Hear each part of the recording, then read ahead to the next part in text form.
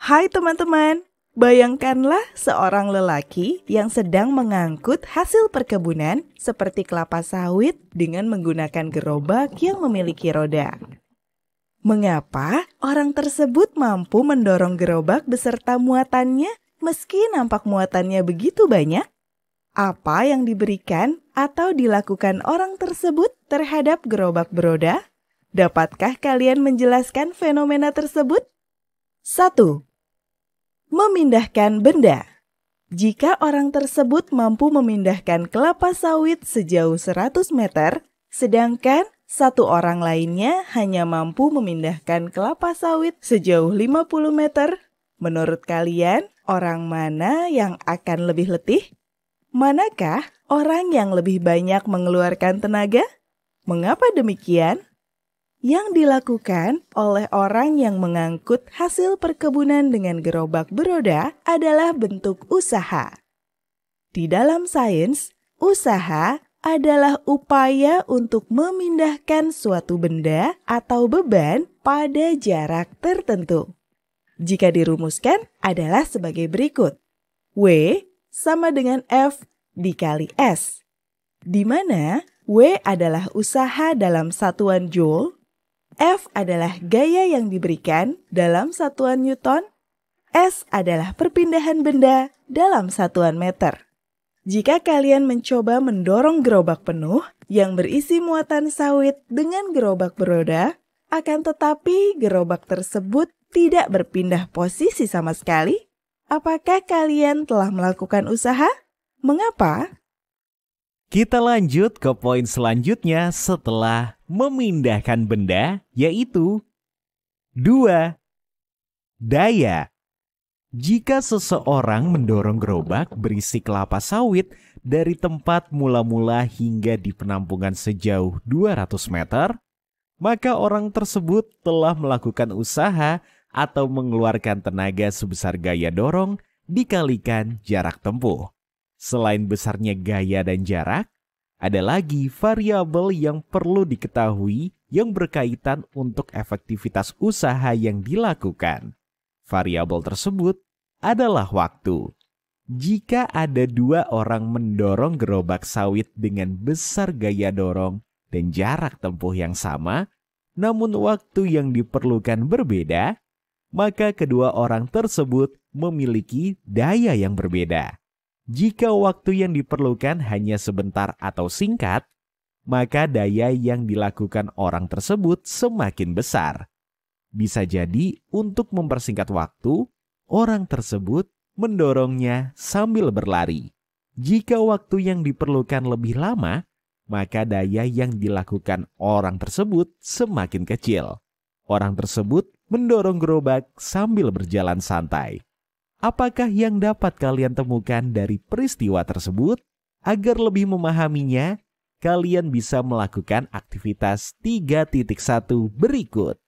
Percobaan aktivitas 3.1. Ayo balapan ski lantai. Permainan ini setidaknya terdiri atas 4 orang. Bagilah menjadi 2 tim. Pada setiap tim, tentukan 1 orang sebagai penarik dan 1 anak sebagai pembalap ski lantai. Carilah lantai yang licin dan gunakanlah alas kaki yang juga licin, atau kalian dapat menggunakan berbagai alas yang licin sehingga pembalap dapat mudah meluncur jika ditarik. Lakukanlah balapan ski lantai dengan jarak tempuh yang telah disepakati. Ukurlah waktu yang diperlukan secara akurat selama bolak-balik lintasan dengan menggunakan stopwatch. Kamu dapat mengisi tabel untuk data percobaan balap ski lantai dengan panjang lintasan ditentukan kalian sendiri ya. Buatlah tabel berisi 5 kolom. Pada baris pertama, berilah judul dari kolom paling kiri hingga paling kanan dengan judul berikut. 1. Massa tubuh bisa diisi dengan berat badan orang yang ditarik. 2. Gaya tarik. Yang diperlukan yaitu massa tubuh dikalikan dengan percepatan gravitasi bumi, yaitu 10 meter per second kuadrat. 3. Usaha Yang dilakukan yaitu gaya tarik dikali total panjang lintasan. 4. Waktu yang diperlukan untuk sampai garis finish dalam satuan detik. 5. Daya yang dikeluarkan yaitu usaha dibagi waktu. Pada kolom pertama, isilah dengan data 1. Masa tubuh pembalap ke-1. 2. Masa tubuh pembalap ke-2. Dari tabel di atas, apakah kalian menemukan perbedaan antara pembalap ke-1 dan pembalap ke-2? Apakah daya keduanya sama besar? Jika tidak, variabel apa saja yang berpengaruh terhadap nilai daya? Daya atau dilambangkan dengan huruf P kapital atau dikenal juga dengan laju energi adalah besar total energi yang dipergunakan dalam setiap detiknya. Secara matematika, perumusannya dapat ditentukan dengan cara membagi besar usaha atau W dengan selang waktunya atau T. P sama dengan W dibagi T, di mana P adalah daya dengan satuan atau watt, W adalah energi dengan satuan joule, dan T adalah selang waktu yang diperlukan atau second. Melalui persamaan tadi, kalian dapat menentukan daya dari masing-masing tim balap ski lantai. Mari kita uji kemampuan kalian. Dapatkah kalian menentukan manakah aktivitas orang-orang berikut yang tidak termasuk usaha dan mengapa demikian? Di suatu taman kota, banyak orang berdatangan untuk sekadar berduduk-duduk atau bermain.